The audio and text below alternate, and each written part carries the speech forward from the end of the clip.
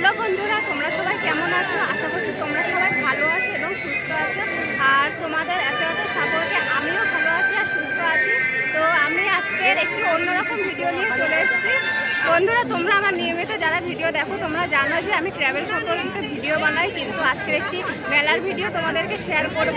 এই মেলাটি আমার শহর শান্তিপুরের বিবেকানন্দনগরের একবর্তী মেলা। তো এটি অনুষ্ঠিত হয়েছিল 2012 সালে, আর 2013 সাল থেকে মেলা শুরু করা হয়।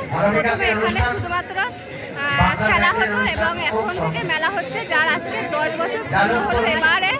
আর সেই মেলাটি তোমাদেরকে ঘুরে দেখাবো, তো তোমরা অবশ্যই। এটি হলো প্রগতির মেইন স্টেজ।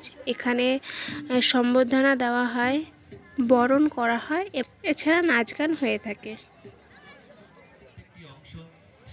চোখ আমাদের মূল্যবান সম্পদ এবং আমরা মৃত্যুর পরে আমাদের চোখের সাহায্যে অন্যকে পৃথিবীর আলো দেখাতে পারি, তাই এখানে বলা হচ্ছে। তার মধ্যে একটি অঙ্গ হচ্ছে চক্ষু, কর্নিয়া।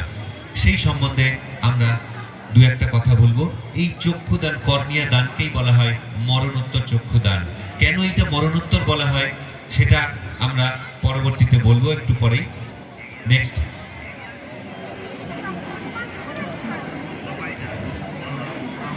মরণোত্তর চক্ষুদান কি?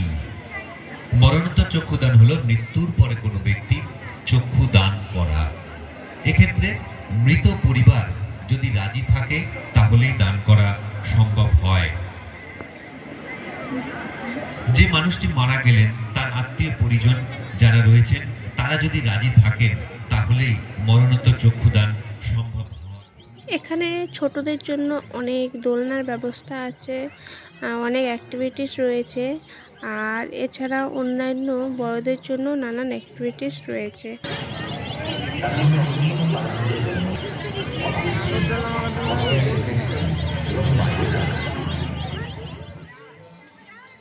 বন্ধুরা, শীত কিন্তু অনেকটাই পড়েছে, তবু মানুষের আনাগোনা কিন্তু কমছে না।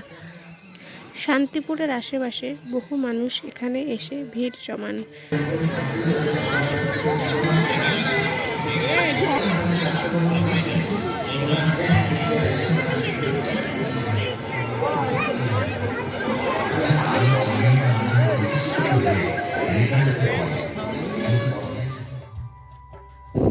এখন সময় হচ্ছে রাত 10টা, তবু চারিপাশের ভিড়টা দেখেই বোঝা যাচ্ছে যে ঠিক কতটা ভিড় রয়েছে।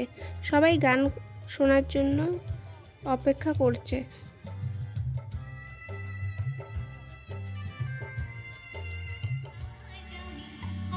এখানে বিভিন্ন নামি দামি তারকারা এখানে এসে অনুষ্ঠানে অংশগ্রহণ করে।